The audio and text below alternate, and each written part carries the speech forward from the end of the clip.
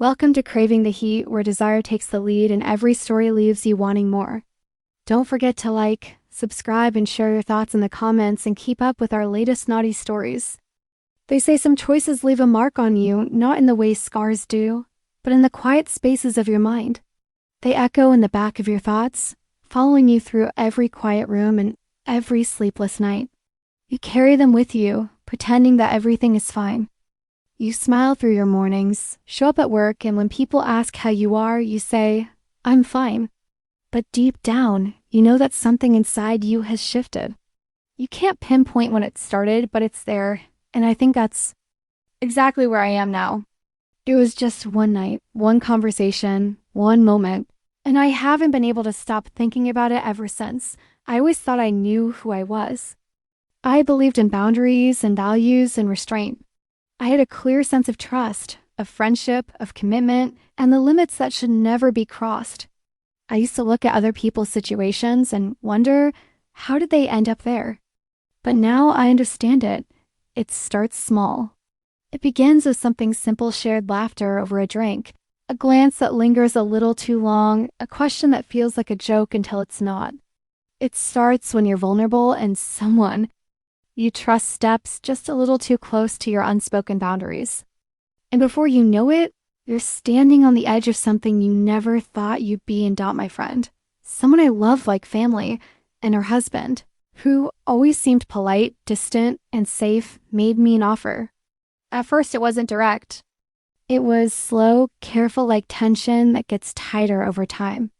Every dinner, every exchange, every laugh felt like small steps toward a place I never imagined I'd go. And when it finally happened, it didn't feel shocking.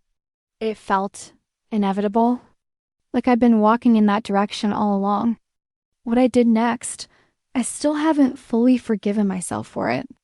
But this story isn't just about that night. It's about how easy it is to lose yourself when you feel alone. It's about how, when someone truly sees you after you've felt invisible for so long, you start to crave connection so badly that you justify what you once thought was wrong. When longing starts to feel like affection and values begin to feel more like limits, that's when things shift. If you've ever felt overlooked, if you've ever wanted something you knew you shouldn't, if you've ever crossed a line you promised yourself you never would, then maybe, just maybe, you'll understand where I'm coming from. Or maybe you won't. Maybe you'll judge me, and that's okay. But just know this story is not simple. It's complicated, raw, and real. No, I'm not proud of it, but I won't lie about it either. Sometimes the stories we're most afraid to tell are the ones someone else needs to hear. So take a breath with me. We're about to dive in, and if you're someone who's drawn to stories that uncover the unspoken, the messy, the heartbreakingly honest moments, then stick with me. Stories like this remind us just how thin the line can be between commitment and temptation. Let's begin. When I moved here, I promised myself it would be a fresh start, new city, new space, new chapter. I was in my mid-30s, recently single, and emotionally drained after a breakup that didn't just end a relationship, but shattered my sense of who I was. The kind of breakup that leaves you staring at your reflection in the mirror, asking yourself, who am I even anymore? Claire was the first person to make this new place feel like home. She had this magnetic energy, the kind that lit up a room without needing to say much. We met through mutual friends at a small gathering, and right from the start, she made me feel welcome. She had this gift of making people feel like they weren't carrying their burdens alone. For me, it felt like I finally had someone to trust. Again, she was married, of course, to Jason. He was harder to read attractive, but in that refined, aloof way. He had this quiet presence, the kind that made you question if he'd ever noticed you looking, but he always turned away just before. You could be sure, what struck me most about them was how seamlessly they moved together. You know those couples that seem to be in perfect sync? They finish each other's sentences, exchange knowing glances, and act like they've been choreographed into each other's lives. It was admirable, almost painfully so. I would sit at their dinners, drink in hand, trying to pretend I didn't. Notice the little touches, the way Claire would lean her head on Jason's shoulder, or how his hand would rest gently on her back. They made love look effortless, comfortable. An inviting dot, my apartment was just a few blocks from their small, quiet, and still filled with unpacked boxes and blank walls that didn't quite feel like home yet. It felt more like a space between chapters. I worked remotely, didn't know many people yet, and most evenings blended together takeout and reruns were my go-to. So when Claire started inviting me over more often, it felt like a lifeline. Sunday brunches, game nights, midweek wine-fueled conversations that stretched late into the night, it all became familiar. I told myself I belonged. But underneath it all, there was a dull ache. Like I was watching life unfold from just outside. The frame, physically present, but emotionally a breath away from whatever connection they shared. And sometimes I'd catch myself wondering what it felt like to be that chosen, that loved. Sometimes Claire would talk about Jason when he wasn't around. She'd say sweet things about him, how he still surprised her, how he helped her relax. But occasionally I'd hear a shift in her tone, a slight change like she was reciting a story rather than living it. Jason, on the other hand, said little when it was just the three of us. He'd listen, watch, and once in a while say something. That made me wonder just how much he noticed. Like that one evening when he said, "You tuck your hair behind your ear when you're nervous." I hadn't even realized I did that. Claire laughed it off, saying it was just Jason being observant, but I felt something shift inside me, a flicker of awareness, a subtle tension, and that's how it all started. Not with a dramatic moment, not with a line crossed, but with tiny, seemingly insignificant moments that awakened something inside me I hadn't felt in a long time. I resented myself for that. Because it was Claire, the one person who had made this new city feel less lonely, the one person I trusted or thought I did. And yet, here I was feeling something I shouldn't. Thought it was a Friday evening, and I remember it clearly because I almost didn't go. I had one of those weeks drained, tired, emotionally numb. I told Claire I might stay in, that I needed rest, but she insisted. She said it had been too long since the three of us had a proper evening together, and there was something in her voice, something heavier that made me feel like I needed to be there. So I went. Their house smelled of sandalwood and wine. Soft jazz played quietly in the background, and the lighting was low, warm, and inviting. Claire greeted me with her usual warmth, a hug, and a drink already waiting. Jason was in the background, as usual, but he smiled when he saw me. We gathered around the kitchen island, snacking on cheese and olives, sipping wine with names I couldn't pronounce. The conversation started light work, neighbors, some new place downtown they were excited about. Then, out of nowhere, Claire leaned in, that familiar spark in her eye, and asked, "You ever wonder what keeps a marriage strong?" I laughed, trying to brush it off, saying I clearly hadn't figured it out. She glanced at Jason, then back at me. "Experiences," she said. "The more unique, the better." Jason laughed, but it wasn't his laughter that caught me. It was the way he looked at me, like he was waiting for something. Claire went on to say they like to keep things fresh, to try new things, to push limits. At first, I thought she meant something like traveling or taking up an adventurous hobby. But then she added, "Sometimes the best things are the ones no one talks about." My heart skipped a beat.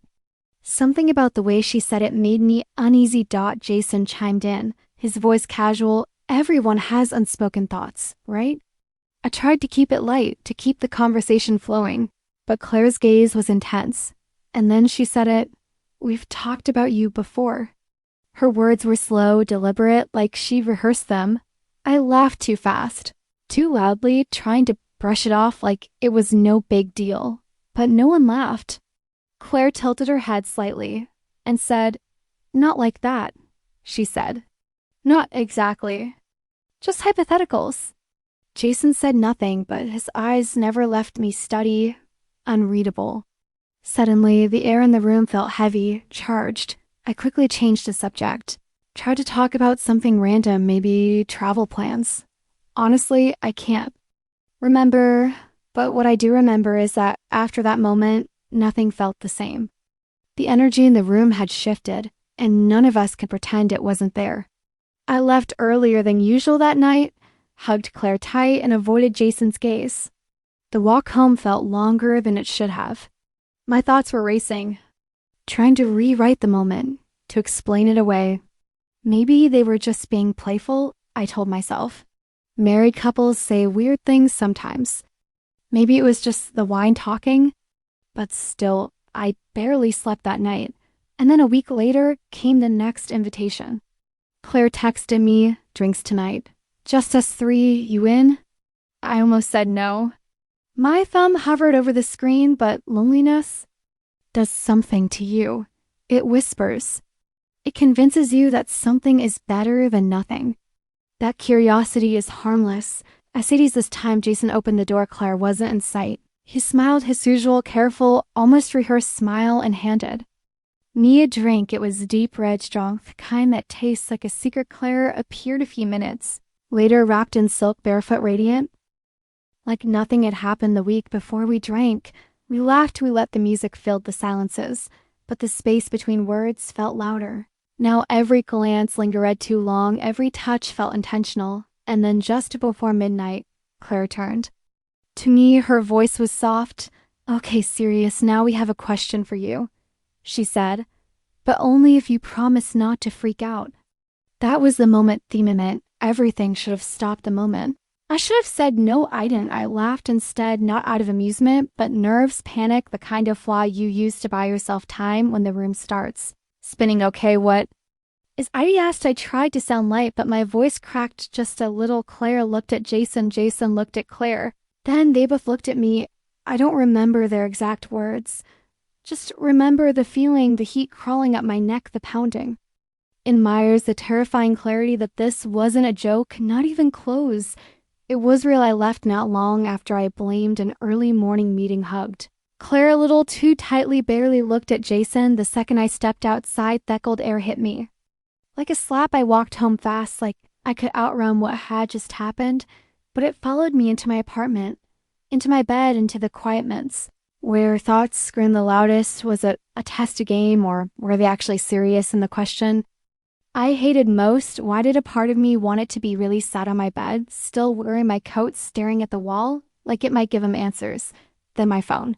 Buzz. Claire, yeah, okay. I didn't reply. I told myself it was just the wine that maybe they got too comfortable, said something they didn't mean, or maybe I misread the whole thing, but it didn't feel like that. Felt deliberate, like something rehearsed, like something they discussed long before I ever walked through their door. And then I thought about my ex, how he cheated on me with someone I trusted, how it gutted me, how I couldn't look in the mirror for weeks because all I saw was betrayal and foolishness. Now here I was standing on the other side of that same line, and the grace part wasn't that they offered, it was that I didn't walk away the second they told myself I was better than this, that I'd never be that woman, the one who steps into someone else's marriage. Like it's an invitation, but loneliness blurs, thinks it turns attention into affection, desire into justification. The days that it followed felt heavy. I started avoiding them, ignored.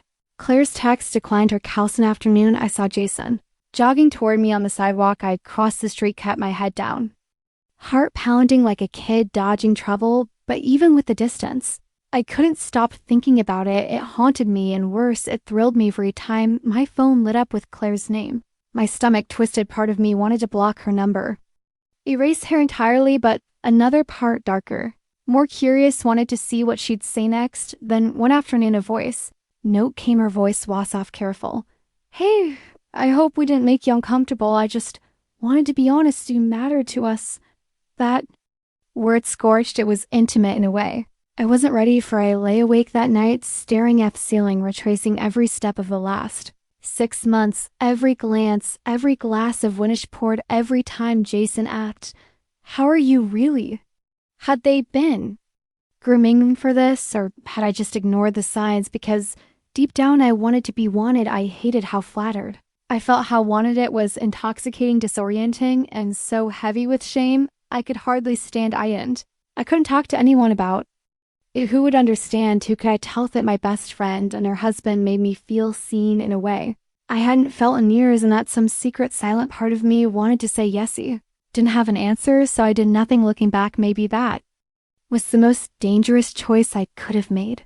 3 days later, the next invitation arrived. No soft entry this time, no small talk. Just a text from Claire. Dinner, just us again. We'd really like to talk. I think it could be liberating for all of us. That word liberating hung in the air like mist, not frightening exactly, but expectant, the kind of word that wraps itself around your ribs and waits for something inside you to snap. I didn't reply, not for hours. I sat at my desk with work stacking up unanswered. Emails, blank pages blinking back at me, but I couldn't focus. All I could think about was what liberating meant to her, what she thought it might mean to me. I told myself I wouldn't goth it. I'd drawn my boundary in the sand. Then the day slipped into dusk, and the silence in my apartment settled in, familiar and cold. I don't remember deciding really. I just grabbed my coat and left. Jason answered the door again. Hell looked the same, still unreadable, but his eyes said something else now, like hell ready. Knew what I was going to choose even before I did. Claire welcomed me like nothing had changed. She poured wine, asked about my day, joked about traffic and deadlines, but there was a pause behind every word, a space where something unspoken waited. The room felt heavy, slowed, as though we were all waiting for something to begin. She sat across from her, wine glass in hand, and said quietly, I meant what I said. I think this could be good for all of us. Jason didn't speak. He just watched, calm, certain. Unreadable, his silence spoke louder than anything. He might have said. I swallowed hard, my throat dry. What exactly are you asking me? Claire leaned forward, her voice soft and measured. Not asking, just offering. We trust you, and we thought maybe if ya wanted, this could be a safe place. No judgment, no pressure. Just freedom. I couldn't speak, not because I was afraid, but because I wasn't, and that terrified more than anything. We didn't bring it up again that night. Instead, we slipped back into something that resembled normal dinner, soft music, shared laughter, but underneath it all the current still. Their every glance felt like a dare, every silence. A door slowly creaking open. When I got home, I stood in front of the mirror, not looking at my face so much as searching for something behind my own eyes, something I lost or maybe never really known at work. I was listless, my mind scattered, unfocused. I reread the same sentence 5 times, and still the meaning wouldn't register. My thoughts kept drifting, imagining things, moments, scenarios. Their hands, their voices, the feeling of stepping into something I didn't understand but wanted with a hunger that scared me. I started seeing Claire differently, not just as a friend anymore, as someone who saw me. My loneliness, my shame, and didn't look away. She knew things about me no one else did. She'd held me through heartbreak, through grief. She knew I hadn't been touched in over a year, that I missed the feeling of being wanted so much it made my chest ache. Had she collected those pieces on purpose, building toward this? Or had I handed them over freely without even realizing? Was I betraying her by wanting it, or had she crossed that line first? The next time I went over, everything felt staged. The lights dimmed, candles flickering, music low and slow, like a scene set in motion long before I arrived. She handed me a glass of wine and led me through the hallway, chatting casually like she wasn't about to turn my world on its side. Then she opened a door at the end off the hall. At first, I thought it was a guest room, but everything about it felt deliberate. The sheets, the light, the faint trace of jasmine in the air, a bottle of wine already waiting on a tray by the bed, just in case. She said almost playfully, no pressure.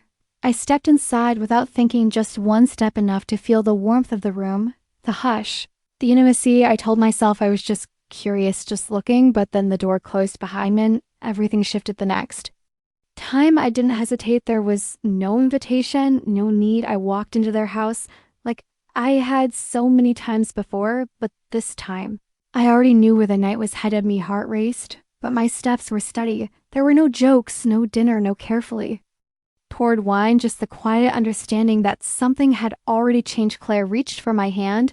Her touch was soft, familiar, but this time it was electric, intentional. Jason followed behind us, steady, silent. The door to that same room was already open. Candles danced across the walls, casting gold across the bedspread, shadows flickering like scraps. The air smelled of vanilla and something deeper, warm. Rick. I didn't ask questions, didn't speak. Claire turned to face me, her eyes soaking. She didn't smile, not exactly. It was something else, something softer, She reached up, brushed a strand of hair from my face, and whispered, "You're safe."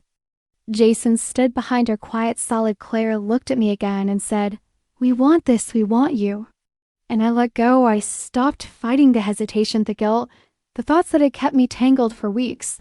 I let the moment take in every touch, every breath, every movement. It was all consensual, yes, but there was weight in it, truths. We didn't speak aloud, things like "this changes everything," things like "we can never go back." It wasn't just physical, it wasn't just about bodies, it was something deeper.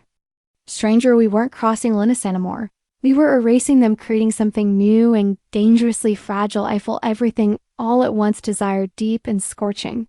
Confusion twisting in my chest like smoke, guilt sharp, enough to sting even with my eyes closed. But I didn't stop, not when Claire touched me, like she knew every bruise I carried, not when Jason moved like he'd been holding his breath for this moment, not even when my heart whispered this will cost you something you can't get back.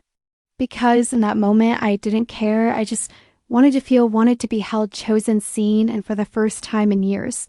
I did. I surrendered completely, subscribed to a fair, revealed, because what happened next unraveled faster than I ever imagined. The next morning was still too still, no laughter, no music, no clinking mugs. In the kitchen, like there usually was, just silence, thick and awkward, pressing against the walls like it knew what we'd done. I woke up first, or maybe they were already awake, just pretending to sleep.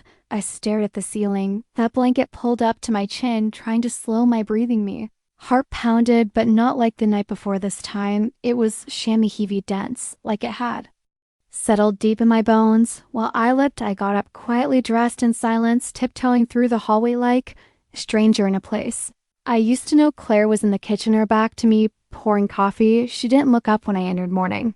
"Hi," said she, nodded. "Morning." That was it. No smile, no warmth, just two syllables falling flat between us. Jason came in a moment later, shirt wrinkled, eyes tired. He gave me a glance, then looked straight past me, the same man who kissed me like he couldn't breathe without me 12 hours ago, now couldn't even hold my gaze. I felt like I was floating, like I'd stepped outside myself, watching this awkward, broken version of me trying to exist in their world.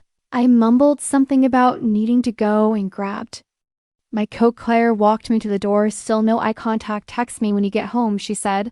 I nodded, but she never waited for that text, and the days that followed, the silence only grew louder. No memes, knock-a-kins, no invitations, and when she did text, it was brief, polite, distant. "Busy today, maybe next week. Hope you're good. Crazy day. We'll call you later." But she never did. The absence spoke louder than any confrontation ever. Cowed. I didn't know what I was anymore. A friend, a mistake, a regret. They were trying to forget. I began questioning everything, every moment, every look, every touch. Was it real or just a fantasy they needed to play out? Was I an emotional experiment, a short-lived thrill? The confusion turned bitter, not rage, more like hurt dressed in pride. And then there was brunch. We hadn't seen each other in a week, maybe more, out of the blue. Claire invited me, said a few of us were getting together at our usual spot. I almost didn't go, but curiosity or maybe hope got the better of me. She was already there when I arrived, radiant as always, laughing and sitting beside her was someone new, a woman I'd never seen before, flirty, effortlessly beautiful, a kind of beauty that doesn't need filters or effort. She leaned in close. When Clara Law touched her arm, whispered things that made Claire blush. Jason showed up a little later, sat across the table, said very little, barely looked at me, and when he did, it was brief, distant, empty. That's when it hit me, whatever that night was, it was over. He wasn't special. I wasn't chosen. I wasn't part of something deeper. I was just a chapter they'd already closed. Maybe I was never meant to stay in their story. Maybe I was just a phase, and that realization hurt more than I expected it to. I keep replaying that night in my head over and over like a loop. I can't escape. Like if I study it from the right angle, maybe I'll finally understand what really happened. But all it does is drag me deeper into the questions. Was I used, or did I use them? Was I a pawn in something they'd done before? Or was I the one who saw the open door and walked through it, eyes wide open? Sometimes I tell myself I was vulnerable, that they saw my loneliness, my hunger for connection, and offered me something I couldn't refuse other times. I wonder, did I want it to happen? Did I let it happen because I was tired of pretending I was okay? I can't shake Claire's face from that morning, the distance in her eyes, the way she looked through me like the woman who held me the night before had vanished. I don't know what hurts more, losing her as a friend or realizing she might have never really been when I scroll through our old message estimates, the ones from before everything when she checked in on me sent. Memes reminded me to eat. They feel like messages from a different life. Now every word feels filtered, careful, cold. I keep circling back to one line. She said, we've talked about you. The fourth that line haunts me. Where were they when they said it? What? Were they doing? What did they seeing me? What was said that made them both agree? I was the one I'll never know, and maybe that's what stings the most. So I need to ask, what would you have done, really would? You have said no the moment things blurred. Would you have walked away, or would you have done what I did, stood, still let the door close, told yourself? It was just one night. Was I wrong for saying yes, or were they wrong for asking? I've turned that question over so many times, it's lost its shape. It's not words anymore, it's just a feeling, a weight. I carry in the space where that friendship has to live, and I'm tired of carrying it alone. So tell me, have you ever crossed a line that changed everything, or been invited into something that felt safe until it wasn't? Drop your story in the comments, because I need to know. I'm not the only one who stood in that kind of silence, not the only one caught between right and real.